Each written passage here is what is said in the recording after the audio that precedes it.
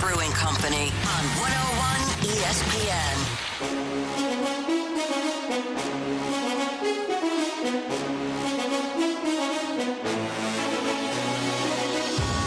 Everyone into our fourth period, the extended post-game coverage here on your home for the Blues, 101 ESPN. Back inside Enterprise Center, Alex Ferrario with you after a 3-2 win for the Blues as they take down the Nashville Predators. 15th win on the season, now one game away from being back at 500, that elusive 500 record that the Blues haven't had since late October. And let's dive right into it with our Ted Drew's three takeaways as we welcome into the broadcast booth Joe Vitale after another exciting game between the Blues and Predators. You said it on the broadcast, Joe, and I totally agree with you. As much as we know Chris Kerber hates the Chicago Blackhawks, as much as some of these rivalries in the Central Division are entertaining, this one feels like it always has the bad blood against each other. Yeah, I mean, listen, Kerb's got to let it go, man.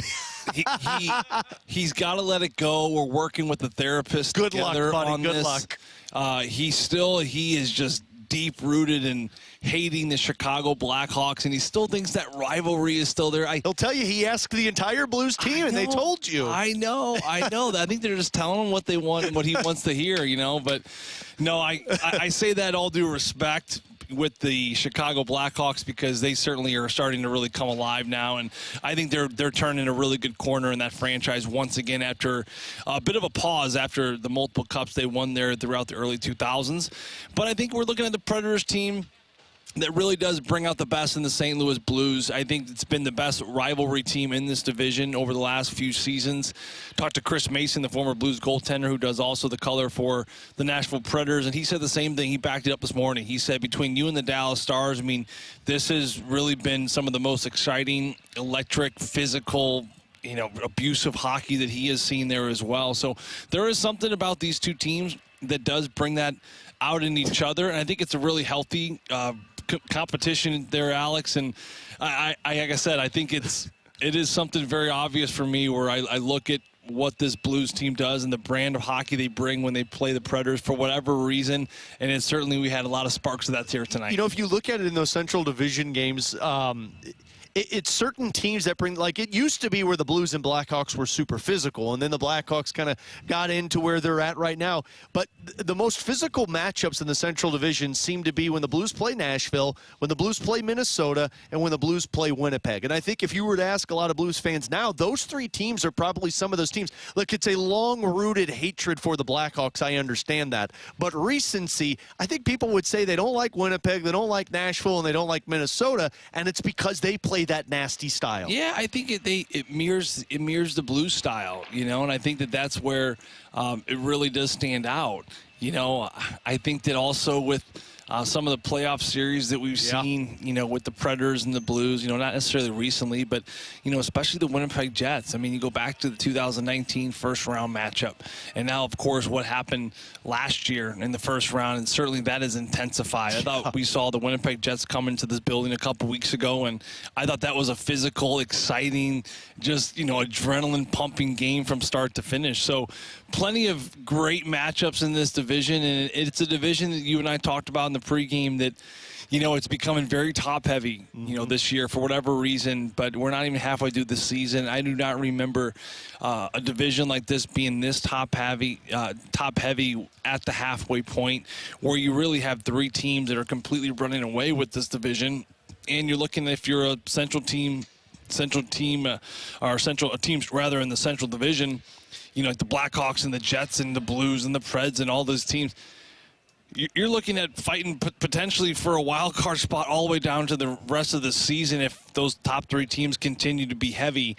So it's going to be a logjam. It's going to be fun. It's going to be exciting. And, I love the fact that the Blues have this Predators team one more time. We face the Jets a few more times here as well. So it's going to be some really exciting second-half hockey here, Alex. And, the way the season and the way the matchups have kind of already sorted itself out, they're kind of already done with the Eastern Conference on the East Coast run. You know, they do have Carolina left, but Florida's done all the Northeast travel, the Ottawas, the New York teams, and all the Pennsylvania teams. I mean, all those teams are pretty much done from a road trip standpoint. You do have those guys coming to your place a little bit, but we got a lot of Western matchups coming up here, and especially in the Central. Yeah, absolutely, and it's a crazy schedule too once you get a little bit deeper into it. But as we mentioned in pregame, also, you know, Jimmy Snuggerud this morning basically said, like, look, we got 19 games to make up some ground, and the Blues were able to accomplish that with the win against the Predators tonight. Let's talk Pavel Buchnevich, Joe. We spent a lot of time in the early portion of the season talking about the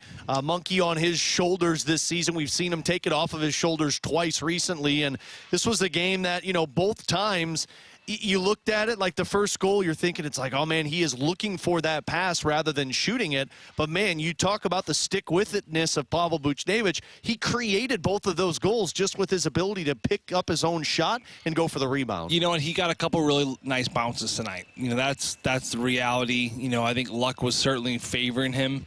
And you know what? It's about time, because this is a player that has certainly had some raw end of some luck in different stretches of the season.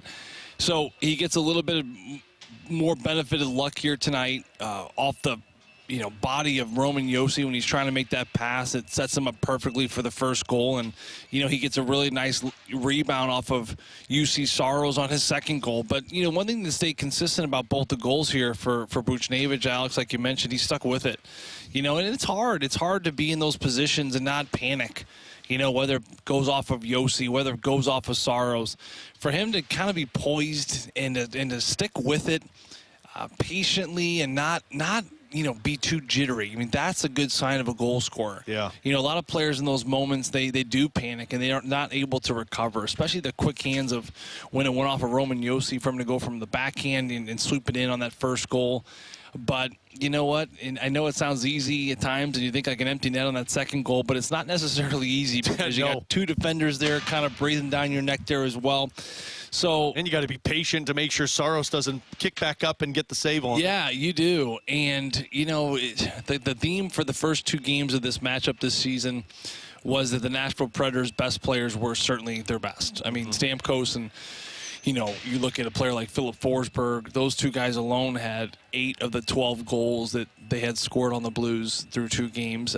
Ryan O'Reilly has been just a point-munching son of a gun, leading the team in points coming into this game.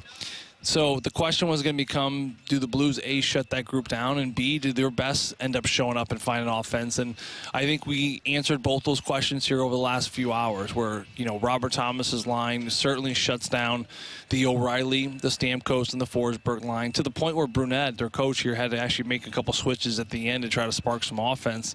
But they ended up shutting them down, and they end up getting a couple goals there. So you really couldn't have scripted it any better for the top guys here for St. Louis because they showed up in a big way. Well, speaking of switching things, Joe, I mean, how about Otto Stenberg? He starts on the 4th line tonight playing with Sundqvist and Toropchenko.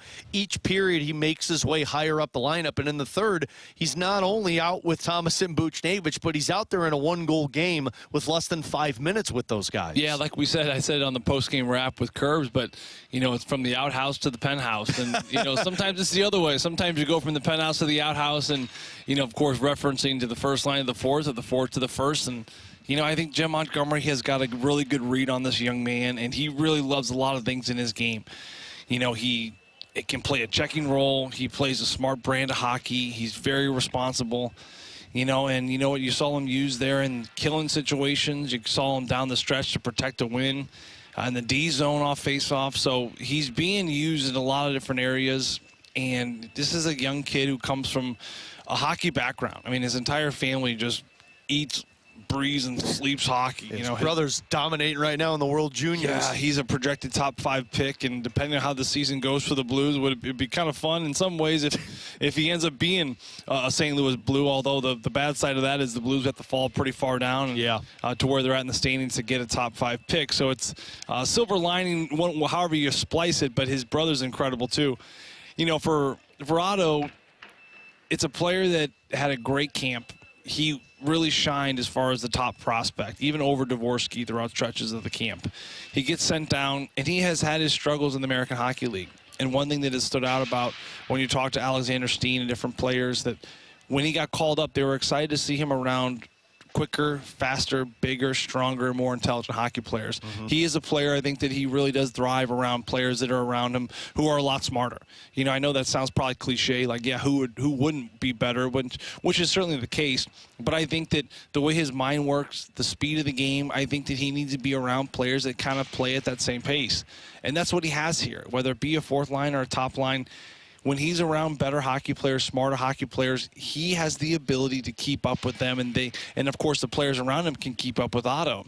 You know, it's really twofold where, you know, Alex, you can even play on a game with Connor McDavid, and you're going to find a better game. You're going to find success by being around better players. But where Otto separates himself is that, you know, his game goes up when he's around better players, but other players around him's games go up when he's around Otto Stenberg. So that's that kind of back and forth relationship I'm talking about, where you don't see that second half very often. And I'm watching him make very intelligent, defensive savvy plays all over the ice. He's got great stick positioning. They love him on the kill because he really reads 2-on-1s well. He puts sticks in right lanes. His body position's in the right spot. And for a young player, he's way ahead of the game mentally. So I love the fact that the Blues are in a position where they keep using the Stenbergs. You're right. You're still seeing, you know, the Dvorsky's getting really big time minutes. Yeah. You know, Jimmy Snuggerud, you know, going out there constantly. I still consider Jake Neighbors a young guy in some respects. So the Blues they're staying competitive right now. They're right in the thick of it once again. But boy, they're really using all kinds of these young players, and they're just getting more and more experience, which is a really great win-win to me. How often did you go from the outhouse to the penthouse? I always stayed in the outhouse. You never got to the penthouse? I never got to the penthouse. I don't know what the penthouse is like. I just think I assumed at some point you got up to the penthouse with Crosby. No, I'm like Wreck-It Ralph. I just sleep in the garbage. You know, I never understood what those parties were like on the top floor. I did my wrecking, and I slept outside with all the bricks, and I never knew anything different, which of course is probably a good thing because I was always so grateful just to be there. If I got a whiff of the penthouse, I probably would have a lot of regrets and higher expectations and probably be disappointed at the end of the day. You make a Wreck-It Ralph reference, and then you find a way to make it optimistic. God, Joey, you're good.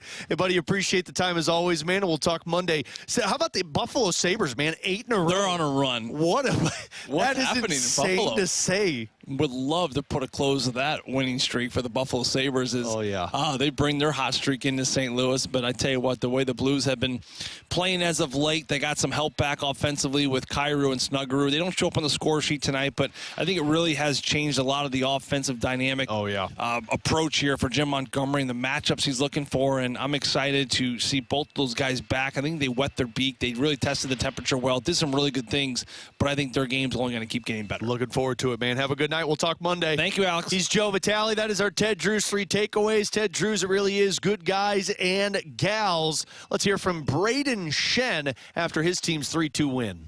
The soundbite of the night is presented by Rocket Convenience Stores. Fuel your car and your daily cravings at Rocket Convenience Stores. What does 700 mean to you?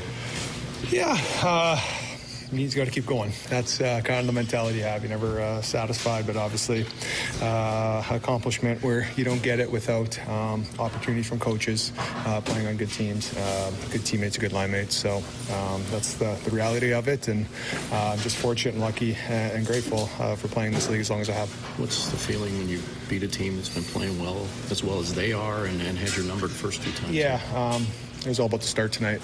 I think that past few games we've played them, we haven't came out the way we needed to, and then we were chasing the game. And I thought tonight, was it our A game? No, but guys played hard. There were spurts in the game. I thought we had a good first, parts of the good second, and played good defense in the third. Obviously, I'd like to have that power play goal or PK goal back that they scored. But hopefully it's great in there tonight and able to close it out 6-on-5. I was going to ask you, you've seen some young goalies come into their own. Are we watching Joel come into his own right now? Simple answer, yes. you know what, I just think that I'm not really surprised by it. You know, he was with this when he was 19 or 20. In COVID, he came up and was kind of our third goalie during that camp, and you just kind of see how, you know, how big he is, how well he plays the puck. But what for people don't see is how much he works, you know, off the ice with the mental side of the game, and also working on his game, you know, on and off the ice. So I think, you know, not to put a lot of pressure on the guy, but he's going to be a good, very, very good goalie in this league for a long time. Any similarities to maybe what you saw from a guy 6 years ago? Different for sure. You know, I think he's different past a little bit, but a guy that they said, I think what people don't realize and understand how lucky Hof is to learn from a guy like Benner, just like Benner learned from Jake. And, you know, when you have a tandem that the older guy's a good mentor for you, you know, this game's not easy, and it's humbling and humbles you at different times. And so I think both goalies rely on each other really well for support and push each other to get better, which is most important.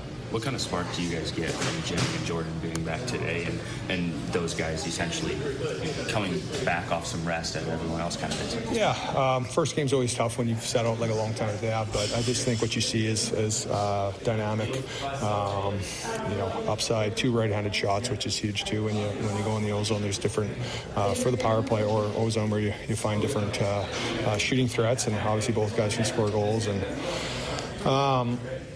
you know, Ruzzi could have had 3 or 4 tonight. You know, he's an opportunistic, dynamic forward that, you know, didn't convert him tonight, but he's going to get chances there to go in. On your goal, are you and Fowler just kind of eyeing each other the whole time, and you're just waiting for a tip, I guess? Yeah, they pressure hard on the PK. They run at you, and we talked about it this morning. If Fowles gets laned in the net, shoot it, and luckily I was just able to stick on it. We all know how tough Booch can be on himself, so what's it like for you guys as teammates to watch him have a night like tonight? Yeah, you know what, he's playing good hockey for us. He's good in both ends of the ice. Him and Tomer have that chemistry, and Tomer, you know, set him up with a great middle lane drive on the second goal, and Booch had nice hands to finish it.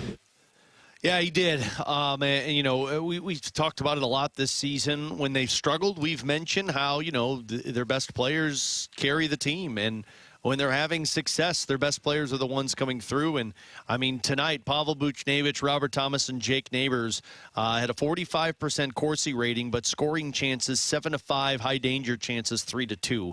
Actually, the best line tonight was Otto Stenberg with Braden Shen and Jordan Kyrou. That line, 7-2 scoring chances, 4 high danger chances, 3-0. It really does feel like every line they have put Otto Stenberg on, he has raised their game, and that's what Joe was talking about there with us, just how it seems wherever he goes, he's bringing the best out of the players he's around, but those are bringing the best out of him, and it's a dual success rate right now, which is a really good thing to have for a young guy like Otto Stenberg to be getting this experience early on in his pro career. So let's take a break. When we come back, we're going to hear from Jim Montgomery, and we'll have our final look. So we're in our extended post-game coverage, the 4th period, on your home for the Blues, 101 ESPN.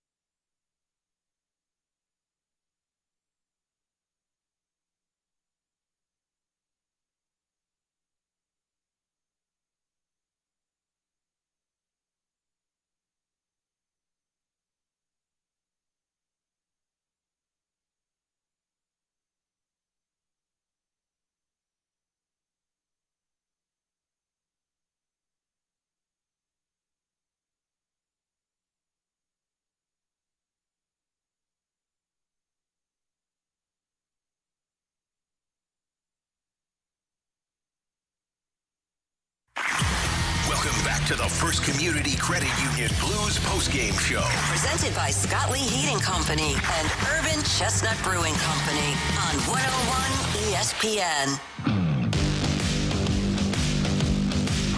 Final time tonight here on our extended post-game coverage, the fourth period, after a 3-2 win for the Blues against the Nashville Predators, as they pick up their 15th win of the season. Joel Hofer picking up his 8th win of the season, as now that's the most wins on the team. Jordan Binnington with 7 of them, and I'll be really interested to see kind of how they go about it moving forward. My assumption would be we'll see Jordan Binnington get the start against Buffalo on Monday. And if that's the case, then you have a big decision on Wednesday when you take on the Colorado Avalanche. And as it's playing now, I think if you're the Blues, you look at Joel Hofer.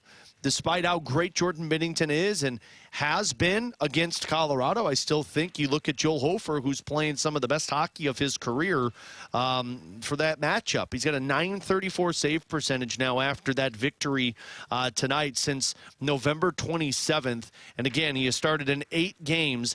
David Riddick of Calgary, who's got a .937 save percentage, has started 2 fewer games. Scott Wedgwood for Colorado has started 2 fewer games, and he's got a .939 save percentage. So Joel Hofer playing some of the best hockey in the last month in the National Hockey League. And he helped his team pick up the 3-2 win. Let's hear from Jim Montgomery. It's time to hear from the head coach, Jim Montgomery, presented by Fisher Window and Door Store, offering quality American-made Marvin windows and doors. Visit their showrooms in Brentwood or East Alton, Illinois. First period, I thought, was our best period in the game. We were fast. We were good in transition offensively and defensively.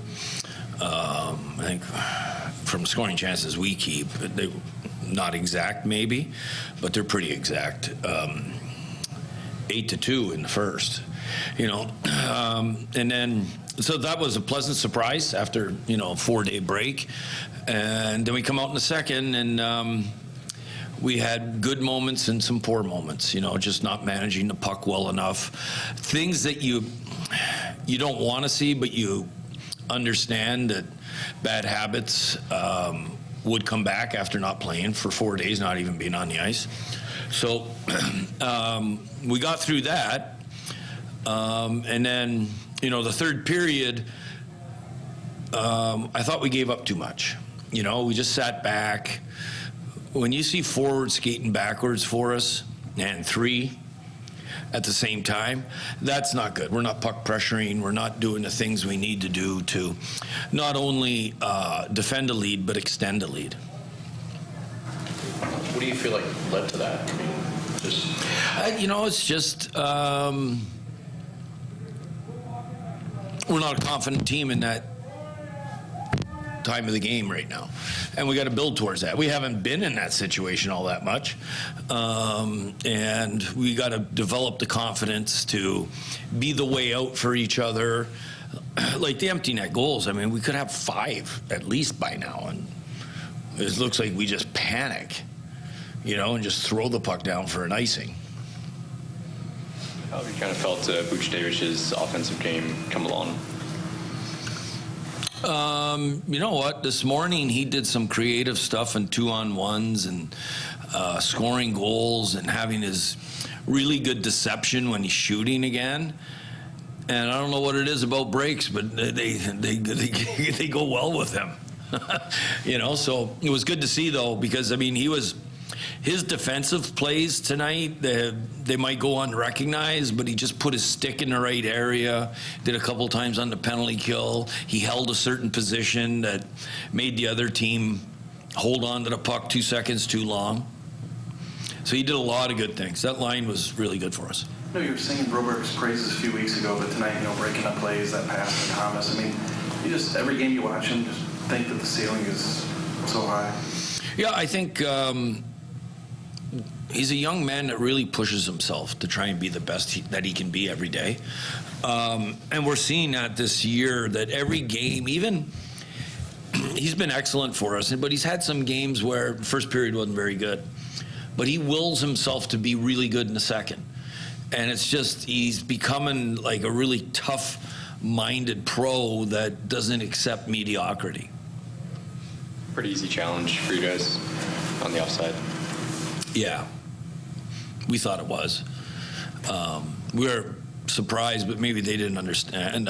Maybe it took a while for them to catch on to the guy had come back out, so it wasn't a delay anymore. Suter's hopping around. Does he seem to be okay? Or? Yeah, I mean, we were worried because, it looked like a slew foot from where we were. I don't think it was intentional, but, it looked like it.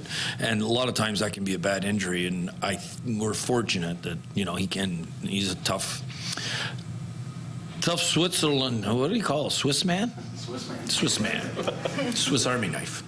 Jim, what do you see kind of spark-wise from Jimmy and Jordan and getting them back in the lineup and kind of how they've responded after coming back from injury?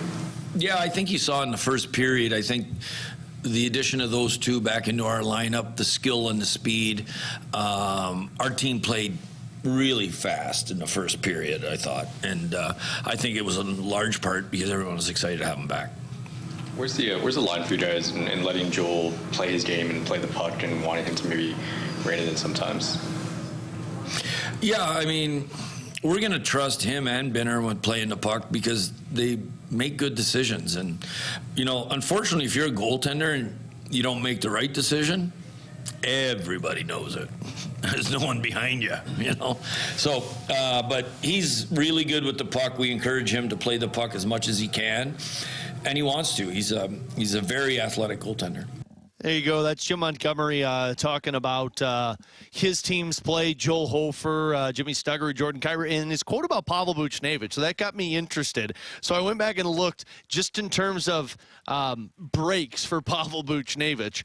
So in the last 4 seasons, coming out of the Christmas break, here are some numbers from Pavel Buchnevich. Last year, he had 11 goals and 23 assists, 34 points in 42 games. That's on pace for about 25 goals and about 78 points.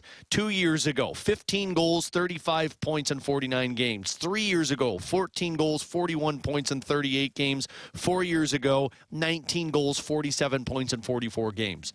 Maybe it is just a post-Christmas thing for Pavel Buchnevich, and the numbers get even better if you look at what it is post-Four Nations break, post-All-Star break, and then, of course, this upcoming year with the post-Olympics. So something to keep an eye on, at least moving forward this year. But, man, how big would it be for this Blues team if they could get Pavel Buchnevich going and locked in offensively like he was this evening? Let's get our final look. It's time to take a look back at tonight's game with the final look. Driven by Pure Performance. Only stop for all your aftermarket vehicle needs. The one big picture thing that I recognized tonight was just the opportunities that are there when they have a healthy roster. Watching what Jim Montgomery was able to do tonight in terms of juggling up his line combinations and try different faces on different lines. When the game was maybe not going their way in the second period, you heard Jim Montgomery mention some of the poor puck management that they had. But you have options now with Kyrou, who had 6 shot attempts tonight. Snuggerud, who didn't have a shot attempt, but was very noticeable on forechecks and in the defensive zone. With Otto Stenberg's game, with Bergeron's game, who had a couple of opportunities. That is so much more opportunistic for the coach than what it was for the last couple of weeks. I mean, you didn't have other line combinations. You were moving guys who were probably better suited for your fourth line up to the top line. And now they went through Neighbors on the top line, Snuggerud on the top line, Stenberg on the top line. And what it does is it creates mismatches against the opponent. The Blues were able to kind of finagle around with the combinations and see what would open up with that last change and see if some chemistry would develop. That is a great thing for this Blues team that has been lacking those offensive punishers on the ice. And to get Snuggerud and Kyrou back, to have Stenberg and Dvorsky's game continuing to develop, Thomas and Buchnevich really breaking out of that sluggish start that they had, all of those represent what the Blues can get to if they can put some consistency together. Defensively, I minus a couple of hiccups with some poor puck management in the second and third period. I thought defensively they really kept things to the outside against Nashville. And then your goaltending. I mean, Joel Hofer is just seeing the puck so well that the Blues have a real, and I know Curbs and Joey banned this word a couple of weeks ago, opportunity in front of them. You know, now you've got 18 games remaining before you head into the Olympic break, and there's some pretty big matchups on there where we're talking about them taking on the LA Kings a couple of times. You're talking about them taking on the Colorado Avalanche. A lot of teams in the Western Conference, like Joe was mentioning earlier when he was with us, that's separation. You get Utah once. You get Winnipeg once. Dallas twice. Chicago once. There's separation in there for the Blues. It's just, do they take advantage of it? And it's the one thing that has really plagued them up to this point this season. But they have a great performance tonight against Nashville, a really good performance by Joel Hofer, and the Blues pick up their 15th win of the year as they try and extend it to get to 500 for the first time since late October on Monday night. They'll welcome in the Buffalo Sabres, who are in the midst of an 8-game win streak. Crazy to say, but I'm looking forward to watching this matchup take place on Monday night. We'll have all the coverage for you starting at 6 o'clock right here on your home for the Blues 101 ESPN. Once again, a huge thank you to our on-site engineer, Jim Hewer. Jeremy Rutherford down in our locker room helping us out with some post-game audio. And, of course, our phenomenal producer, Jordan Deacon, back in our network studios. I'm Alex Ferrario. Hope everyone has a great rest of their evening. Blues take down the Nashville Predators 3-2. Enjoy the rest of your weekend, and we'll talk Monday for Blues and Sabres right here on your home for the Blues 101 ESPN. Thanks for listening to the First Community Credit Union Blues postgame show. Presented by Scott Lee Heating Company and Urban Chestnut Brewing Company on 101 ESPN.